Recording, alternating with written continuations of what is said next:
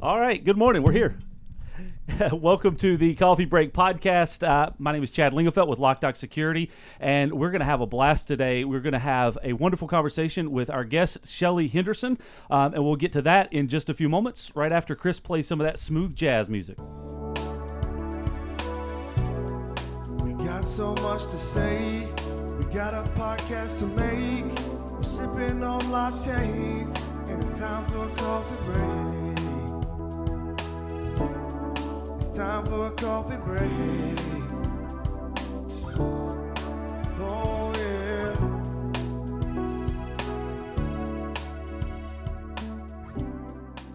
My fun pants on today. There you go. People were commenting on that on TV.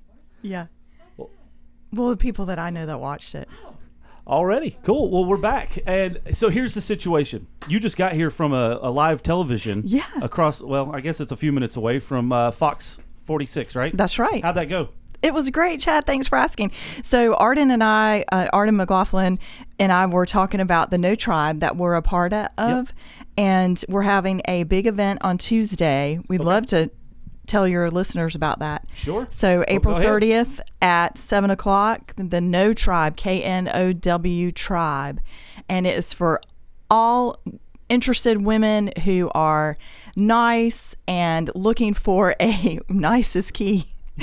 Nice. Nice women only. Yes, nice women only. It's a precursor.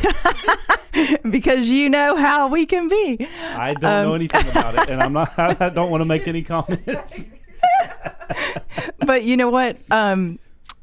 You can find them on No Tribe on Facebook or Instagram, and it's $30 for a ticket, and we're going to have some food and drinks and talk about how women like myself can be connected into the community through the business world or as a philanthropist or what have you. That's cool. It's awesome. It's a new organization that just launched a year ago. Okay. And how many cities, Arden, to date? About 7 or 8. By the end of the year, we'll have 20. Oh, that's awesome. Yeah. That's exciting. So, and that's going to be next Tuesday. Tuesday, April 30th. So 1 week from the recording 6 o'clock. of this. This is obviously live on Facebook and YouTube, but we also post this up on our podcast channel, so somebody could be listening to this months down the line. But Sure. if they search that up, then they can find the next event that's going to be coming. That's right. Coming to place. Cool. That's right. Well, again, thank you for being here. Thank you. Taking time out of your schedule. Part of our podcast, we do just to kind of get to know you a little better. Okay. Instead of just saying, "Hey, tell us about yourself," we ask 5 rapid fire questions. First thing that comes to your mind. All right. I love it. Totally random questions that we selected. Okay. I'm so excited. So number 1, if you could eliminate one food from food altogether, so that no one would ever have to eat it ever again, what would it be and why? I love food. Okay, that would be There's no wrong answers. no wrong answer. Okay, let me just see, because I like it all. You know what? I'm gonna have to say pasta. It's just not. There's nothing good about it. Pasta? Although I love it. Yeah, I love it. So Oh my goodness. I know. I This is just going downhill real fast. I know. Pasta? I just said though to my husband, the one food I really don't like. I like it separately, but not together. Are shrimp and grits. Yeah. You don't like it I together? don't like it. I don't like it. So I mean, you could have chosen beets. no, I like that too. Oh, beets are horrible. All right. Kale. I don't like kale. Oh, kale's amazing. No, it's sour. It's terrible. I was going to say, Yeah, it's disgusting. All right, question number Chewy. 2. Have you ever gotten super lost? Like driving, have you ever gotten super lost and what happened? Okay. I'm going to go by the response yes. Yes, because you know what? I am older than you, so I grew up driving in the days where you had to have a map and a quarter Okay. for the payphone in case you got lost. A map. What's a payphone? No, I'm just kidding.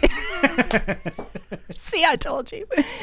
Yes, I have gotten lost before, but fortunately, it was in a time where the gas station attendants were very helpful, and they would just say, "Oh, just go down and turn second left and make a U-turn and go back." Have you ever gotten lost while using GPS? No. No? Huh. Not really. I do all No. the time because it's always You on do? and I just don't pay attention to it. Okay. So Yeah, no, I that's really probably haven't. worse. But now I usually strategically either plan ahead or ride with someone that is smarter than me. Prior planning prevents poor performance. I like There it. you go. Question number 3. What is the most random thing in your purse or your wallet?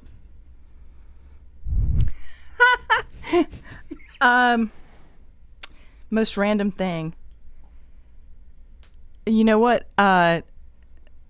Most random thing.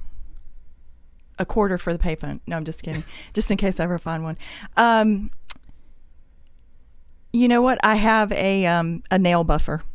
It's random. Just in case. You never know. Just in case. And I have a paper clip. That's probably more random. Just Yeah, a just random one. Lingering. Intentionally one. No. Oh. It's just there by chance. All right, number 4. If you could switch places with anyone in your family for a day, who would it be? Ooh, in my family? Yeah. Wow. For a day. Wow. Not rapid fire. I know. That, you know what? I'm going to say my mother because that's the first person that comes to my mind. She has just gone back to school. She's going to college. Oh, wow. So I would like to know what that feels like to be her age. She just had a big birthday, so I'm not going to tell her age. And see what that's like to go to college with 18 and 19-year-olds. Yeah, that would be wild. It would, wouldn't it? All right. And then last question. What is the craziest thing on your bucket list?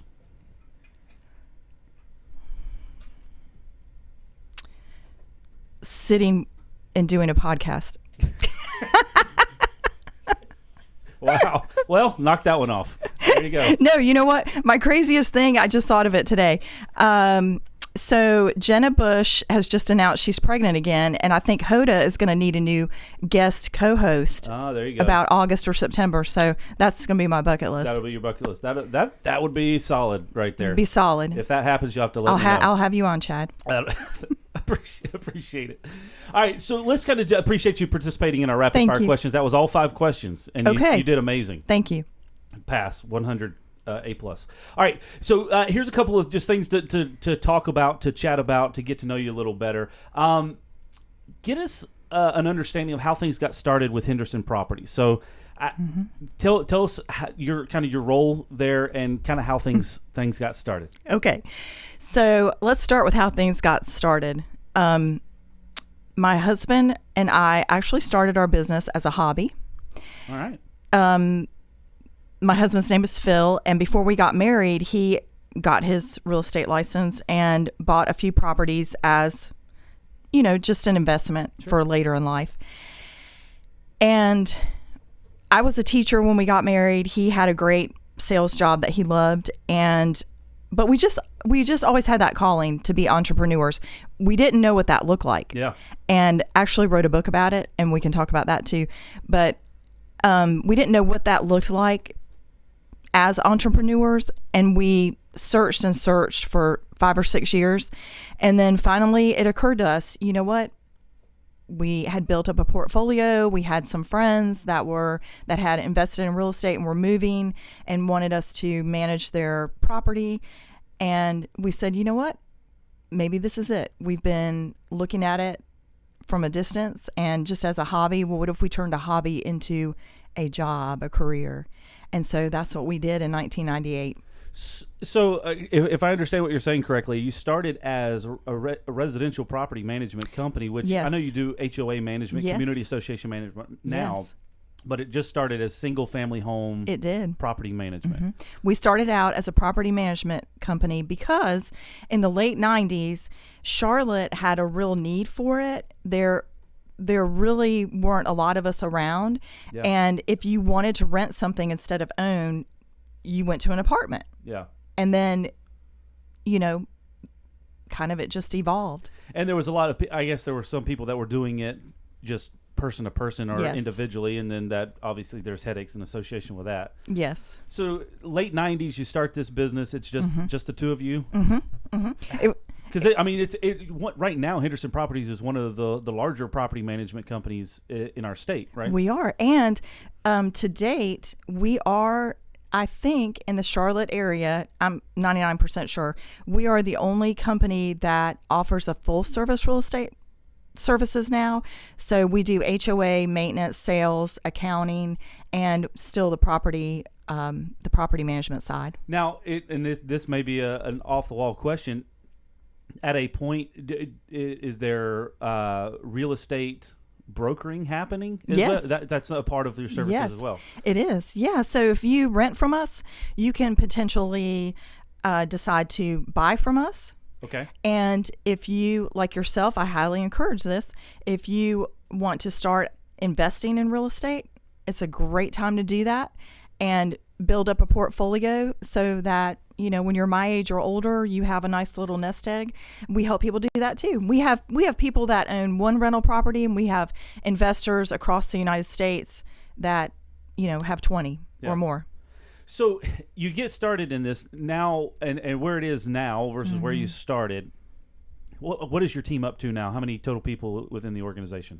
Okay, so I think if you count myself and Phil and our real estate staff, we have over 70 now, about 73 on staff.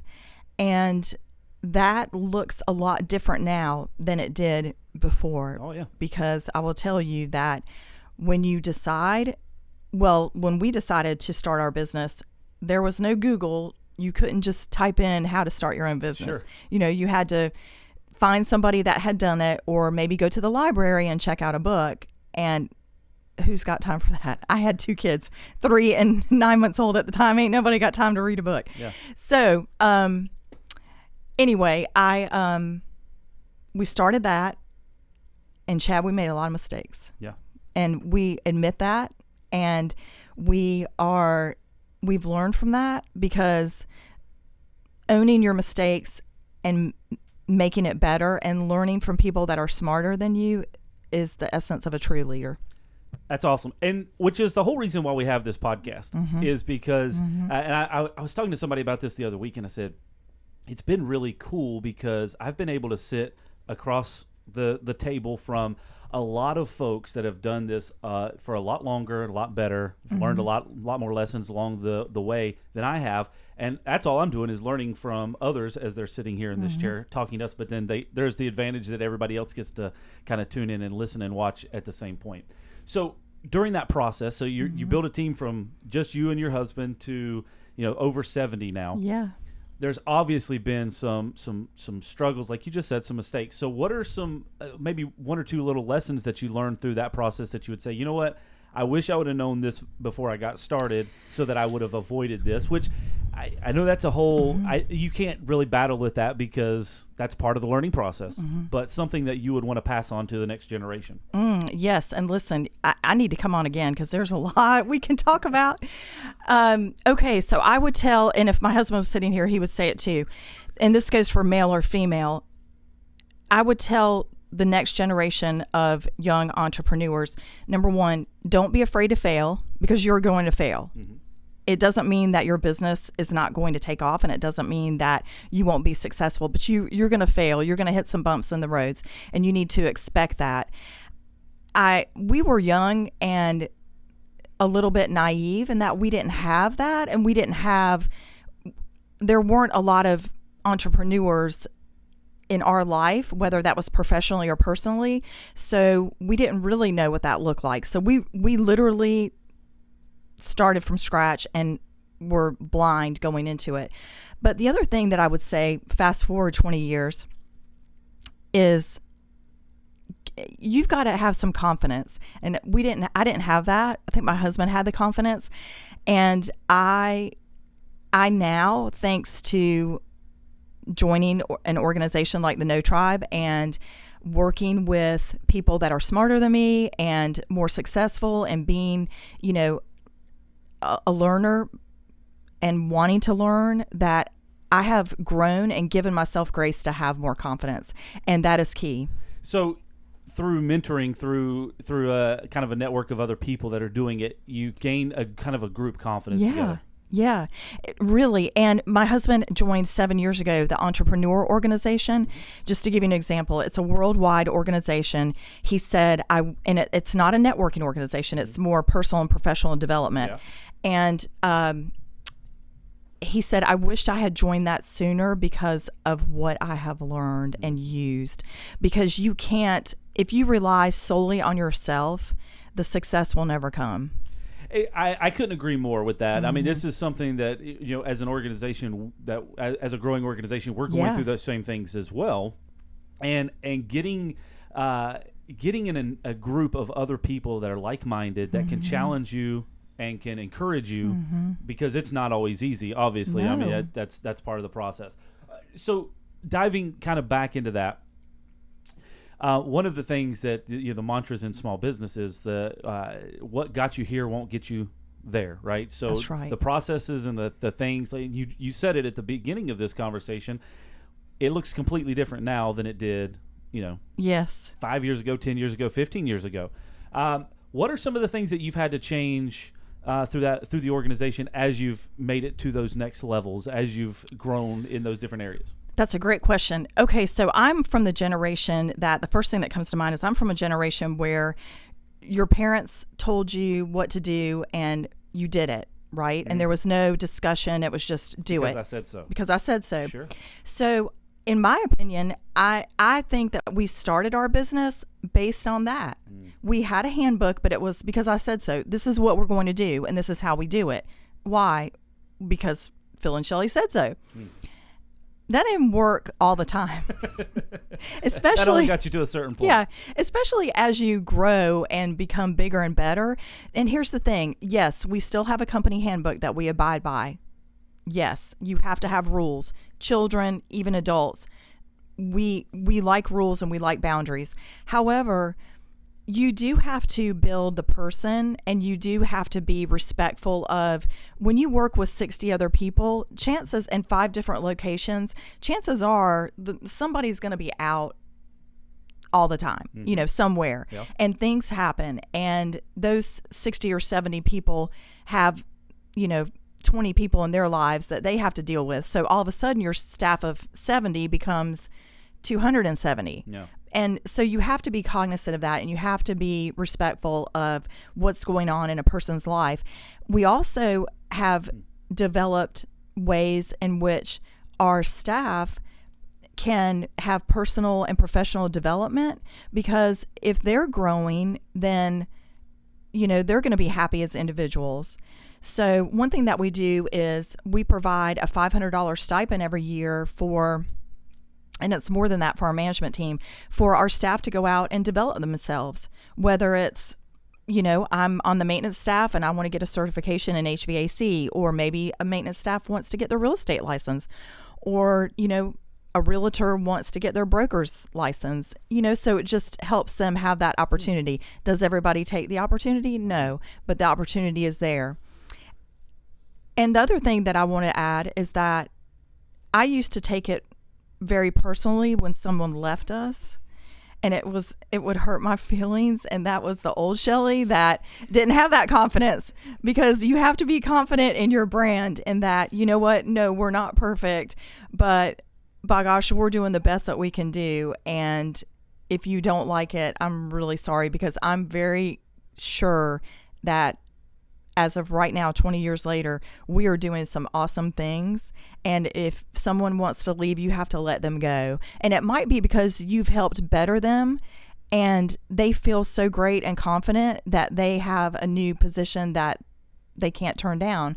And for that, we're grateful. It's like when a bird leaves the nest, Those two pieces of information right there are hugely valuable to anybody in the business. So that's a couple of common denominators that I've learned from talking to people in all business sizes of all variations, is the ones that are growing and that are growing well are ones that are taking personal development in as a priority within their business. So that's either they're doing it internally or they're promoting it externally. And the second thing is understanding how to welcome people and how to release people. That's right. Because letting them go is not a bad thing. They might let us go too, and sometimes it's really not a bad thing. Yeah. And you have to do, as the leader, and I don't want to say boss, but as the leader of a company, you have to make those hard decisions, and you have to look at the bigger picture and not just yourself or that individual, but what is the bigger picture that you're trying to achieve, and do these people fit in? So I was listening to a book the other day because I do audiobooks all the time. It was Patty McCord about the Netflix culture. Have you heard I've of heard that? of it, Okay. yes. So she was talking a lot about hiring and then promoting and allowing people to move on. And one of the things that I think all small business at some point in time has processed through is, hey, this is a family. And when somebody leaves the family, it's hard. It's hard. But she said, equated it to a team. Yes. So we talk teamwork, but then we speak of family loyalty. But if you equate it to a team, if you look at any professional sports, people come in and they provide a value to that team, and then maybe they leave, and then the next person comes up and walks through that path that was there and develops again. Right. And it was eye-opening for me. It was mindset changing for me because, if you think of it in family, then it hurts when somebody leaves. If you think of it in a team atmosphere, which is what we preach, then somebody's come and they've done an awesome job and they've made a big difference. Maybe they've won that championship for you, and then it's time for to them. go. Yeah, it's time to move on. And I'm okay with that now. I wasn't in the beginning, but that goes back to, I put that on myself for not having the foresight to see that. And I was a little shallow-minded with that. And taking it personally was being selfish. And I shouldn't do that because, it's not all about me. It's about what's best for the company as a whole. So let's jump into the book. All right. Okay. This is a lot of the stuff that I have on my notes. We've gone through a lot of that, but I would imagine that a lot of that is reference to why you wrote the book. Yeah. And you said it kind of near the beginning of this conversation, when you were at the beginning stages of the business, sitting down and reading a book was a chore. Who has time for that? Right. But we're in this state now where there's so many resources out there. There's so many things available. What prompted you to say, hey, I want to take my experience and put this down into a book form? Great question. Okay, so a couple of years ago, I've been talking about writing a book for a while. I'm a teacher by trade, and I have almost raised two boys. I have a 23-year-old and a 21-year-old, and I said for a long time I wanted to write a book about raising boys and having an all-boy family because a couple of different reasons. I wanted people to know that there's a lot of young boys out there today that are really good, and that those of us that were given all boys, it was for a reason. And I just had different things. We can always talk about that another time. But I said my boys weren't the 4.0ers in the group at a private school. They were the athletic ones, and they were the ones with a 4.0 personality. And sometimes when you have a 4.0 personality, that might be a challenge. So anyway, my husband finally said, why don't you write the book? And I called a publishing company that my husband knew through his business networks, talked to a few people, and they said, well, tell me a little bit about your story. When did you have your children? I said, well, about the same time we started a business. And they said, well, tell me about that. And so I told them. They said, how about if you write about both? So I incorporated both those stories because for a long time, this all came to a head and a plan about the time that the recession hit bottom. So in 2011 and 2010, we kind of put that in motion and started thinking about it and making notes, and then started actually writing it in 2016 and finished it up early 2018, and it was published last summer. But I also wrote it, Chad, because as an entrepreneur and as a female, I have gone through periods in my life where it's really lonely because I love my staff, but they're probably not going to invite me to go out to lunch, and they're probably not, necessarily going to come and confide in me if they've had a bad day at the office. So it was a little bit lonely for me because I don't know, I just always felt like I was a little bit different in the fact that my kids were at a private school. They didn't have a 4.0. helped my husband run this business. I wasn't sure really where I fit in that platform. So I wanted to write the story about how we prevailed with a lot of things against us and what we did to persevere and be where we are today. That's interesting. That's an exciting storyline, enough to make somebody want to go sit down and write a book or read the book. Sure. But it's part of the fact of there's a lot of people that want to start things. They want to. Hey, there's a lot of people that, hey, I should do this. I can do this. And there's a small percentage that actually do it and can actually stick with it. That's right. I would imagine, and not to dig into the whole storyline, but I would imagine at points throughout the 21 years since you started the business, there were times when it was like, we should just give this up, or this is frustrating. What's the point? All of those things. And there's something inside of you that you go through that, and then the next day you get up and shake it off, and you get with it, right? Because there's a lot of people that rely on you to continue to do that and to drive. And the misconception is, one of the reasons we started the business, and your listeners and viewers will laugh at this, we thought we would have more time and more money. No, not the case. Maybe now it's a little bit different. We do have more flexibility. And if we didn't have to pay so much money in taxes, we might have more money. But that's another podcast too. But it does give you some freedom and flexibility. However, the first time we decided to go on a weeks-long vacation 3 years ago, and most people don't know this, and it's not, I'm not looking for sympathy, but we didn't have a week's vacation in 12 years for various reasons. We decided, our youngest son was graduating high school. He took German for 6 years, and he planned our family trip to Germany. It was going to be a 9-day trip. Yep. On the way to the office, literally, on the way to the airport, literally, someone from our office called as we were exiting and said, our whole system, our whole email server crashed. Okay, now if you're in our type of business, any type of business,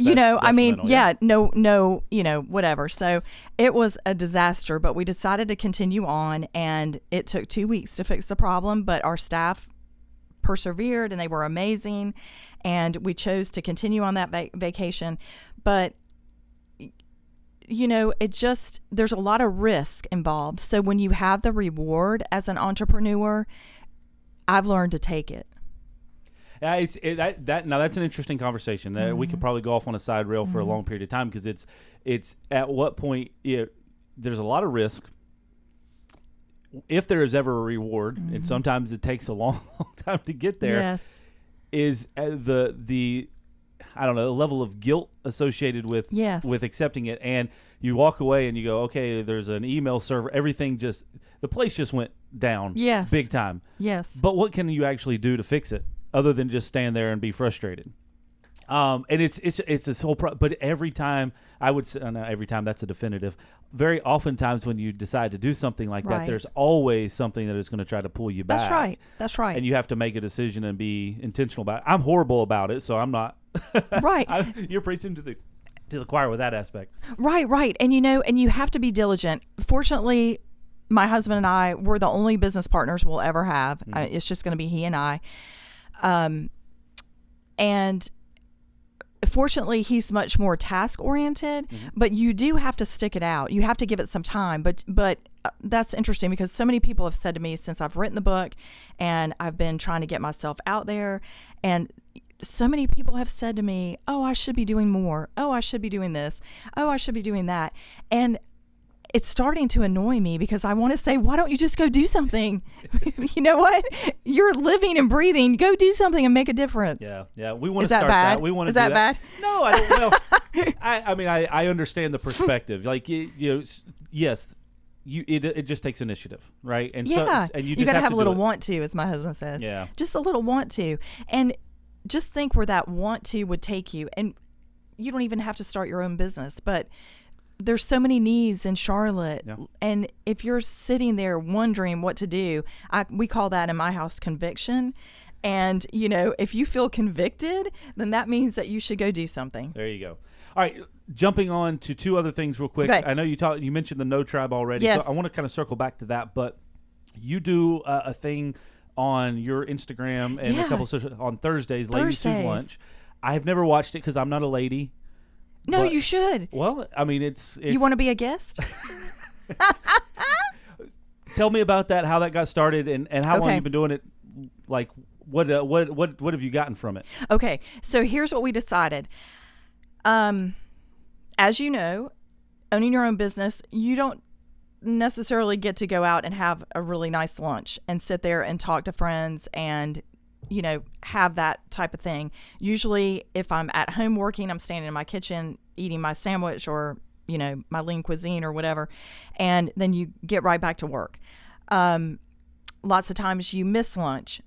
And that goes for anybody. So it was kind of a spin on Ladies Who Lunch, just to kind of make it funny. Mm-hmm. So every Thursday at 12 o'clock, live on Facebook and Instagram, we go live with my team and we talk to people in the community. This Thursday, we'll be live on location. Once a month, we're going to be on location. And we're going to Mayor's Wine Bar on Park Road. All right. And we're going to talk to Mare and we're going to sip wine and taste all that and talk to her about her entrepreneurial journey. But you know what? It's just mostly ladies. Phil came on one Thursday, but it's a 15-minute chat of just kind of like what we're doing. What's your why? Mm-hmm. Why do you do what you do? Whether that's, be here on a podcast or you opened a wine bar or you're a stay-at-home mom. Why are you doing what you're doing? Yeah. And, what kinds of things are you doing to make a difference? What's your why? What do you like to do? And I have met the nicest people. So we just bring them on who's ever willing and talk. And my platform is with the book, and my book's called Starting From Scratch.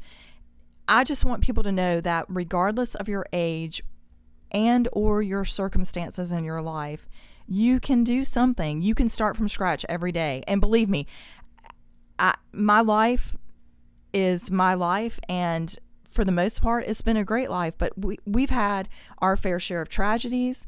We've had a child diagnosed with type 1 diabetes when he was 7. My marriage isn't perfect, but we try really hard and we're intentional to make it great.